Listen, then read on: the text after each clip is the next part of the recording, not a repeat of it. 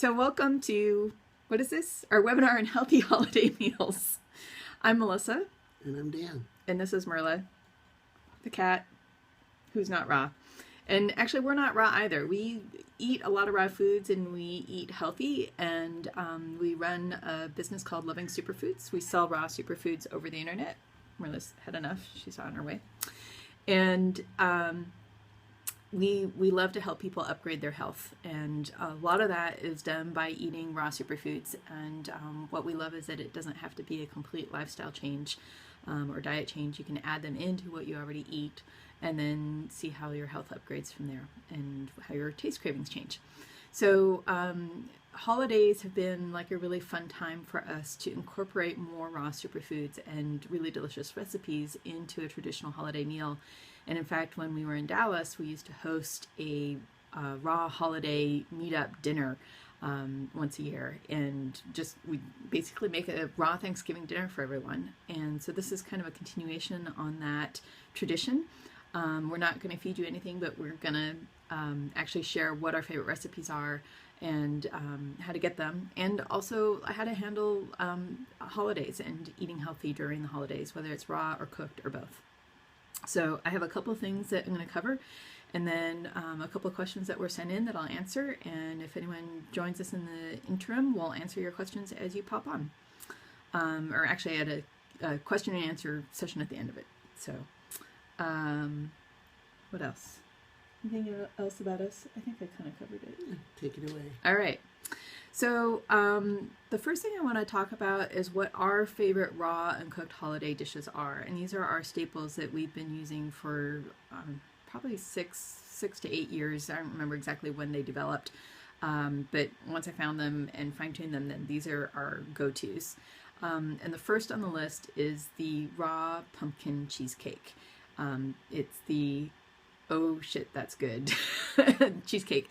And this one takes a lot more effort than most recipes. So if you're new to cooking or to raw cooking, and you're not feeling up for a challenge, I wouldn't recommend it. But if you're willing to get a bunch of ingredients and go for it, it's well worth your time and the ingredient shopping, because it is, oh my God, so good. And the cool thing about raw cheesecakes is that cheesecakes, you keep them in the freezer so they can last a really long time, and they're also super filling. So a tiny little slice goes a really long ways. So even though it's, I basically make it once a year for Thanksgiving, and then it lasts us, I don't know how long it lasts us. We tend to give a lot out, but it's worth it. So that's number one on my list. And then second on the list is a super easy dessert recipe, is the raw apple pie. And this is even easier if you have a food processor, because you can just slice the apples in the food processor. And if not, then it's just chopping. And really simple and easy to make with, we use our vanilla agave nectar as the sweetener for it.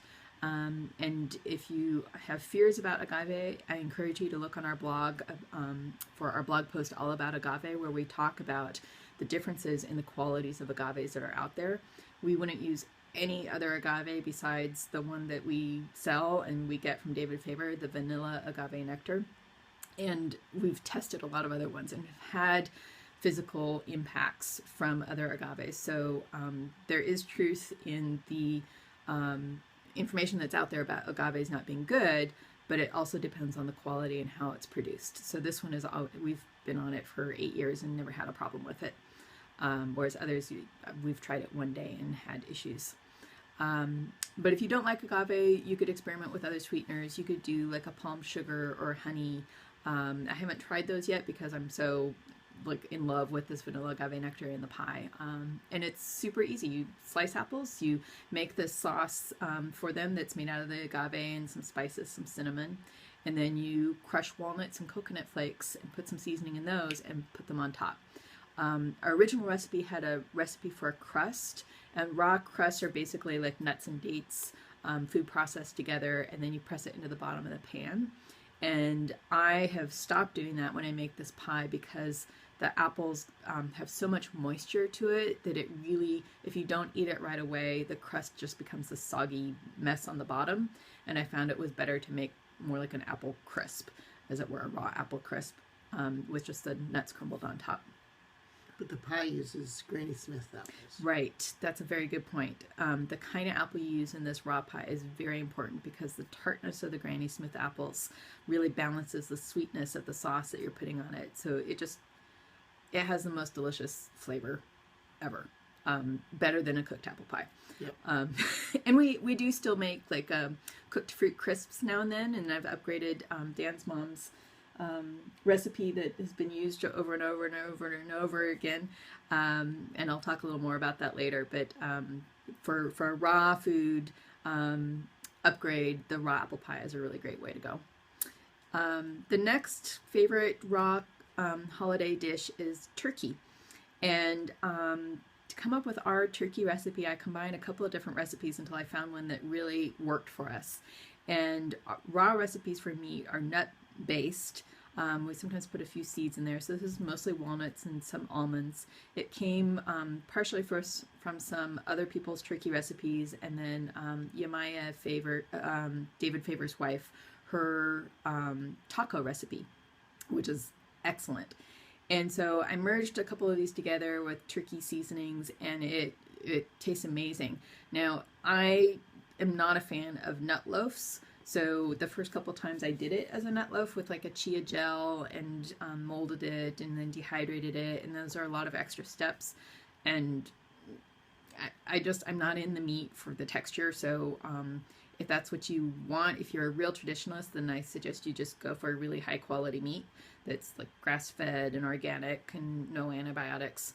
But if you want a raw version, what we do is we make turkey tacos. And so we take this kind of crumbled turkey texture, nut-based meat, and then we lightly saute it, warm it really with a little bit of water in the pan, and then fill an organic corn taco shell with that meat and some raw cranberry sauce and sometimes some raw goat cheese. And that is our turkey. That is our meal. We're a little non-traditionalist. So if you want an option, it's a really great option. You also see one year I made turkey balls, which was pretty fun. And basically I used a Chia Gel to bind them together. Or you could use a flax gel to bind them together and make little balls. And then we just like dipped them in the cranberry sauce. It was very entertaining. Next on the list is a cooked upgrade, is a vegan green bean casserole. And so green bean casserole is like a real traditional Thanksgiving dish, and it tastes delicious, and it's usually made with kind of low quality stuff. It's, canned beans and canned mushroom soup and those fried onion things, and milk, right, and butter. And so I created a vegan version that you can use canned or fresh beans, however you want to do it, some kind of cooked green beans. And then I used a cashew cheesy kind of sauce and sauteed mushrooms, and did a way of, I used garbanzo bean flour on some onions and fried those. So that recipe is also in our raw vegan holiday recipe book. Highly recommended. Yeah, it was well worth the effort of going a little extra mile on that one, and it's not even that far of a mile. You're not opening as many cans. So, and then another staple in our diet that I want to mention in holiday recipes is kale salad. And this one's fun because it's such a dark green, so it's really easy to dress it up with kind of a Christmassy feel to it, with some tomatoes if you can find them, but more in season would be red bell peppers. We have a picture of one of our friends made a kale wreath out of it with like a bowl in the middle and then laid the kale around. It looked really beautiful. So like how you display your food can make it really holiday-ish too. But kale salad, I eat this just pretty constantly.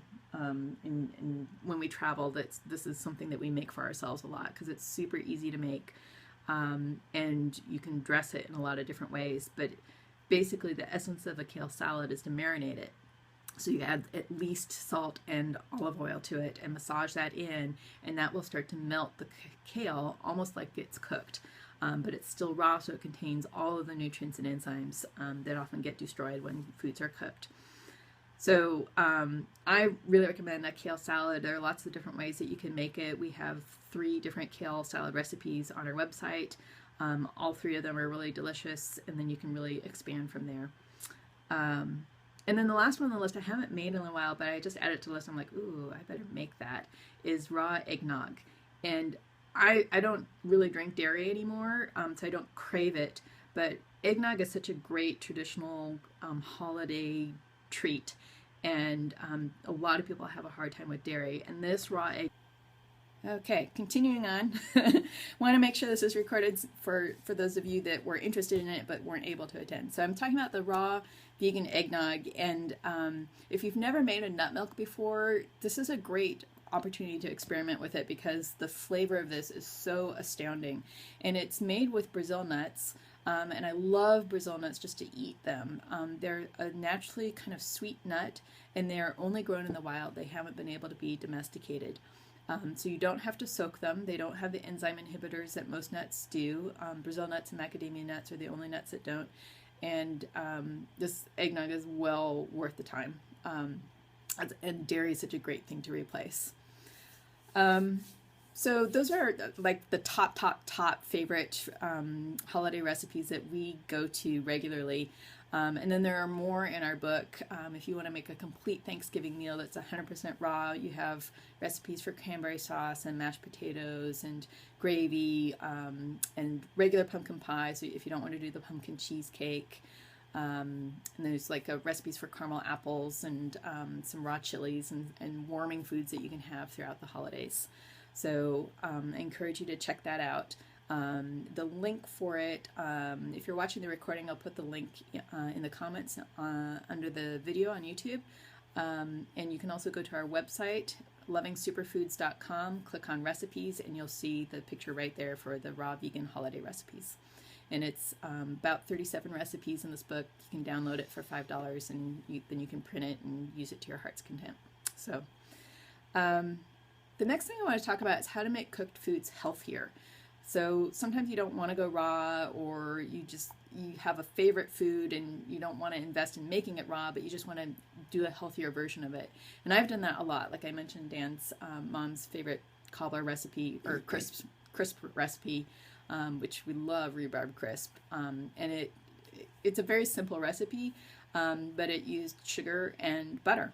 And flour and oats for the topping. And oftentimes you can just upgrade the ingredients of a traditional recipe to make it better for you. And you'll notice the difference in how it sits in your stomach and how it tastes, that it suddenly tastes a little better to you. So the first things I usually upgrade are the sweetener. Sugar, white sugar, brown sugar are really not good for our bodies. There's some great documentaries out there about the dangers of sugar and the chemical influences of it. I highly recommend them. And there's some also great alternatives for sugar. So I've mentioned the vanilla agave nectar. I like that one a lot. But if it's a recipe that calls for dry sugar, like this crisp recipe, I usually replace it with coconut palm sugar. And it's a really great sweetener because it's not super sweet. It's just enough. It's dry. It works just like sugar would work, just like brown sugar would work. I use it in either instance. And it is made from the coconut palm trees and from the nectar from the coconut tree. And it's very low glycemic. It seems to be really good for diabetics. I've seen a lot of them have really good effects from it. So it's a great way to still have a sweetener in your life without having to cut out desserts entirely, still satisfy that craving without having that glycemic index hit. So I use palm sweetener. Usually reduce the amount. And I also reduce the amount as well. So reducing the amount of sugar and then switching to higher quality sugar. If it's liquid, you could use a vanilla agave nectar or honey. Some people like stevia, and I cannot stand the taste of it. If it's in anything, the aftertaste of it doesn't work for me. I've heard David Faber have some concerns about neurological impacts of stevia. I haven't done any research on that yet, but for me, it doesn't work. So if it works for you, great, go to town. I've also tried yacon syrup, and that didn't work for me. It was a really thick syrup, so it didn't pour easily, and it didn't have quite the level of sweetness that I prefer. But that's another option that's low glycemic as well. The other thing I tend to upgrade is the fat. So if you like butter, then you can at least upgrade to an organic grass-fed butter so that you know it's coming from a cow that hasn't been given the growth hormone or antibiotics and that has been eating grass instead of corn and soy. So those are great improvements. My go-to upgrade for fat is coconut oil. It's just super simple and easy, and actually makes the crisp recipe even easier as in that example, because instead of having to mash the butter in, I just melt coconut oil and pour it in and mix it together and it's good to go. And the coconut oil we carry from Ultimate Superfoods, Ojayo coconut oil, is really astounding. In fact, our housemate just said like she never used coconut oil before because it always had a coconut aftertaste, and she was so amazed when she tried ours. She's like, oh my gosh, I'm hooked. I use coconut oil for everything now because it doesn't have the aftertaste. So if you are staying away from coconut oil because of a taste concern, I really recommend that you try this one and discover how it works for you. I cook with it. I both cooked and raw. I use this coconut oil. And that's my go-to fat. Sometimes you'll see raw recipes, especially desserts, that use avocado for the fat. And I've just noticed that avocado and sweets for me do not work in my system well. Dan can attest to the very stinky farts that come out. Yeah, it's pretty bad. So I keep avocado paired with savory things for a fat replacement. But those are a couple options. So you can upgrade the quality of the fat, the butter that, or an olive oil that you're using. Make sure it's organic. And stay away from the soy and the corn, the canola oils, because a lot of those are genetically modified. And then use coconut oil and avocados as much as you can. They're a really great source of fat, and fat is really good for your brain and for your body and for your skin. So, and it often can help you satisfy cravings. It's what makes you feel full. The other thing, let's see, just across the board to make cooked foods healthier is use high quality ingredients. Like I mentioned about turkey, if you really like the texture of turkey and you very traditionalist, then make sure you get an organic bird that has not been fed corn or soy and not been given any antibiotics, and you'll notice a taste difference. It may cost a little more, but this is one time a year it's going to be really worth it. And you may find that you eat less of it because it's so satisfying. It's so, when foods are really nutrient rich and not laced with chemicals, they satisfy us faster, and so you're not needing to eat quite as much, and that can be a really good thing too. And then another tip for upgrading cooked foods is to sprinkle superfoods on top of whatever you're eating. This is one of my favorite little upgrade tricks, and one of the things I like about this is it makes you feel better. It was like, oh, I just upgraded my food. And you get to sprinkle things. So there's 3 things that I usually sprinkle on food. Fiesta Mole, our raw superfood mix, that's like a tomato base with some cacao and garlic and cumin and some spices. It's not super spicy, but it's got a lot of flavor to it. I sprinkle that on salads all the time. I put it on a baked potato. You can just sprinkle it on top of anything, and avocados, oh my god, avocados with Fiesta Mole is amazing. The other thing I sprinkle on top are hemp seeds. So if I want a protein boost, then you can sprinkle hemp seeds on top. And then vitamin oil green is the green mix that we get from Health Force Nutritionals, and I love this mix because it's not overpowering green, but it's got seaweeds, it's got grasses, it's got probiotics, it's got enzymes, it's got like a really well balanced mix of greens. And it's super easy to sprinkle that on top of a salad, and you'll never know it was there because you're already eating something green, and you'll see this in my kale salad recipes. But if there's anything else that you don't mind it looking a little green, then sprinkle it on top after it's cooked. So like right before you eat it. You don't want it to get heated. And then the last thing I didn't put on my list, but it just made me think of it, is you can also use Chia Gel. I'd use Chia Gel over flax gel, but Chia Gel is really soothing for your digestive tract, and it's a great way to cut down sauces. So if you like salad dressing, you can mix a little Chia Gel into it. You won't really notice a huge taste difference, and you'll get that soothing gel for your digestive tract, the additional protein, and the omega-3 essential fatty acids, which help reduce inflammation. And you can also add it to like oatmeal. You can just cook the chia right in with the oatmeal, and you'll get that same soothing fiber for your digestive tract, and it helps to remove toxins and flush things out and keep you regular. How to make cooked foods healthier. The other thing is to include greens. So the kale salad, I'm going to keep beating this dead horse of kale salad, kale salad, kale salad.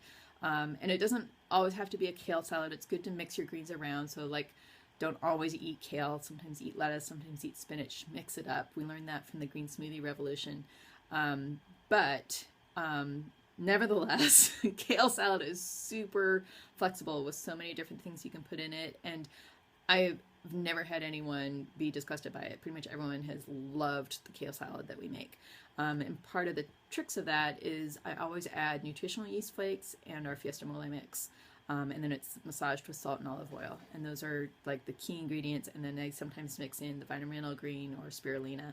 And it's just so super satisfying that pretty much even your pickiest eater is going to like it. The other thing that we sometimes do in the winter is we make a big plate full of salad leaves, like romaine lettuce, and then saute vegetables and put them on top. So it satisfies that desire for cooked food that has some fat to it because it's been sauteed in coconut oil, and then put that on top of the greens, and it's like you don't even notice the greens are there, but you're getting all the good fiber and nutrients from them.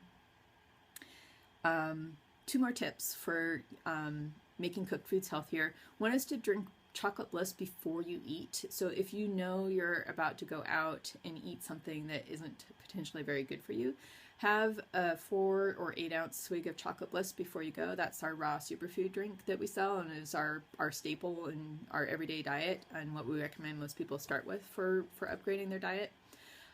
When you drink even just 4 ounces of chocolate bliss before you eat a meal, the cacao in particular is an appetite suppressant. And so it's going to make you feel a little more full before you eat that big, huge meal. And so you're going to feel more satisfied. You're less likely to overeat the unhealthy cooked foods. And eat it before the cooked food because it's going to go through your digestive tract faster than the cooked foods. If you eat it afterwards, sometimes you can have a little indigestion from it. Not often, but just it's better if you have it before.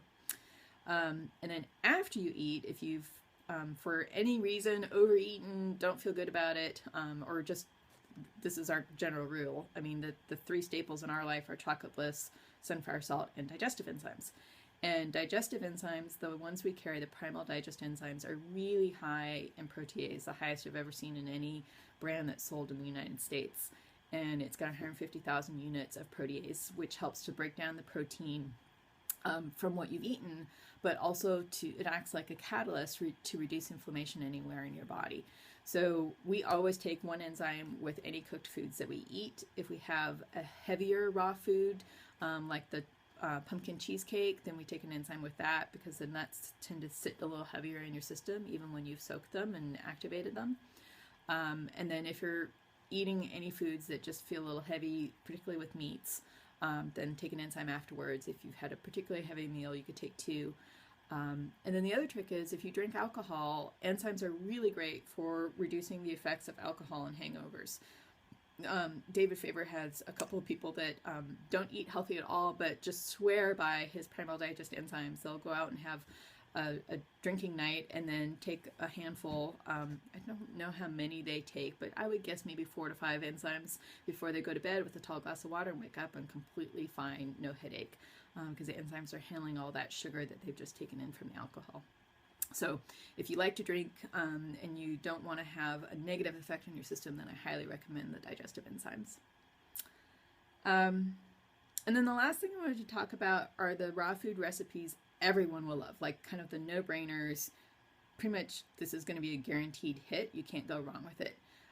So the first is apple pie, because it's super easy. Every time we served this at our raw Thanksgiving meals, everyone went, oh my God, wow. And a lot of people took that recipe home and made it for their families. And we heard a lot of feedback that people were amazed and impressed, and that it was really, really enjoyed. So it's kind of one of those like favorite potluck tricks. It's like, it's easy to make and everyone loves it. So I recommend that one a lot, and just make that note that it's, I think, easier without the crust. You won't have a soggy crust, and you can make it in advance and keep it in the fridge and you'll be fine. The pumpkin cheesecake it's a no-brainer in that everyone goes, oh my God, about it. In fact, you can see our friend Adoria's funny testimonial when she was eating it at our dinner table. She basically said, oh my God, this is so good, I want to slap the shit out of you. Just kind of funny like that. But it's the kind of dessert that will create that kind of reaction of like, oh my God. So if you really want to impress and you want to go the extra mile, the raw pumpkin cheesecake is a definite win, and it stores really easy in the freezer, so it's worth that extra effort. Chocolate Bliss. If you haven't had Chocolate Bliss, oh my God, please come try it. We have samples that you can get from us, like a $5 sample bag that will make a blender full. We find this is not only great for our day-to-day living, but when we go to potlucks, we often bring like a half-gallon jug of Chocolate Bliss to share with people, and it tastes like chocolate milk, and it's delicious, and it's really good for you, and people start to feel really happy afterwards. So bringing anything chocolate, raw chocolate, bringing anything raw chocolate is really, really great. And if you don't want to bring the drink version, then you could make, we have 2 recipes. There's a Cosmic Chocolate Balls and Beloved Chocolate Bites. And either version of these are also always a winner. In fact, when I mentioned to someone, I brought chocolate balls, they're like, oh, yay! Like, oh boy, oh boy, oh boy. The Cosmic Chocolate Balls is a more in-depth recipe because it adds a lot of superfoods. So if you're into superfoods and you want to play it, it's a really great way to start customizing how you use your superfoods and getting great effects from them. And then if you're just starting out, the Beloved Chocolate Bites are a really simple way of making the same great tasting chocolate ball with still really good effects, just not quite as complex or complicated. I'm trying to say both of those words at the same time. Complex and complicated. Let's see. Yeah, Kale Salad, I mentioned that. Everyone will love that. Yeah, I think those are the top of my list. And then if you have questions or you have a recipe that you love that you want to upgrade, I encourage you to reach out to me. You can visit our website, lovingsuperfoods.com. You'll find our phone number and our email address. Just reach out, call or email, and let us know what it is you'd like help with. We thrive in helping people upgrade their health and their lives and to upgrade recipes. So just give us a shout out and tell us what the craving is that you want to upgrade, and we'll help you out. And I'll just tell you one more time, you can get all of these recipes from our website. If you go to lovingsuperfoods.com, click on recipes, you'll see the raw vegan holiday recipe book right there, and then it's super easy to print it all out, and it's got a lot of great stuff in there. So now is where I'm going to turn it to kind of a Q&A format. And it doesn't look like we had anyone join us on this webinar, so I'm just going to answer a couple questions that have kind of popped up and come in, and to give you a feel for how our webinars work. So if you choose to join us in the future, you'll know that you can send your questions in advance and you know they'll be answered, or you can be on the line with us and ask your questions now. What we would normally do is you would raise your hand by pressing *6 on your phone, or if you're on the online version, you can type chat in your question. And if I don't know the answer, I'm going to let you know I don't know, but I'm an excellent researcher, so just let me know what the question is, and if I don't know the answer, I'll go find out the answer and then post a response back on our YouTube video, in the comments on the YouTube channel. So here are the couple questions that we've had asked a lot that I want to make sure that we answered. First is, how do you handle cravings for the unhealthy holiday foods? This question has come up over and over again when we've hosted our raw holiday dinner, but also raw dinners in general. Like, how do you handle the cravings for those unhealthy foods? And the first thing you can do is eat the food and enjoy it, and then take a digestive enzyme. That's like the simplest thing ever, is just enjoy it, eat it. Don't judge yourself for it. The more that you add judgments to it, then the more you're adding stress to your system, and then that makes it even harder to digest and for your body to process it. So just go full out, enjoy it, savor it, like put all your appreciation into it as possible, and then take a digestive enzyme, or maybe 2, depending on how much you ate. And sometimes when we eat those things and we notice how our body feels afterwards, that can motivate us to eat healthier the next time, and that's okay too. So take a digestive enzyme that'll help reduce the impacts. And then when you're ready to upgrade it, you can start looking at, okay, what are the ingredients in this recipe and how else can I make it? Because when we prepare our own food, then we're in charge. We're in control over the quality of the nutrients that we're eating. And it is challenging as it may be in our lifestyles these days to prepare our own foods, it's worth it, because this is healthcare. This is how you take care of your body and in the long run live longer and happier. So the more you can integrate preparing your own food into your life, the better off your health is going to be, because then you have control over what's going into the food and getting as high quality as possible. So just like I mentioned before, you can upgrade the fats, you can upgrade the sugars. Those are usually the biggest bugaboos. If it includes flour, I found that garbanzo bean flour, which I find at the natural grocery stores, is a really great substitute for any kind of flour. Whole wheat or white flour, I just use garbanzo bean flour, and I've never noticed a difference. The texture of it has just been absolutely perfect. I've tried buckwheat flour as well, which is a little denser taste. I don't recommend that as much. And coconut flour, don't use that in cooking. We add coconut flour to our chocolate bliss sometimes for added energy and sustenance, but it's not great to cook with. It's really drying. But garbanzo bean flour is a great substitute. And then the other way to handle a craving for an unhealthy food is to have a swig of chocolate bliss first. Because sometimes when you satisfy the nutrient craving, the craving for the unhealthy food goes away. And so just be easy with your body as you're in that transition of like switching off of the chemical addictions, whether it's addiction to sugars or caffeines or unhealthy fats or whatever additives they put in there that somehow addict our bodies.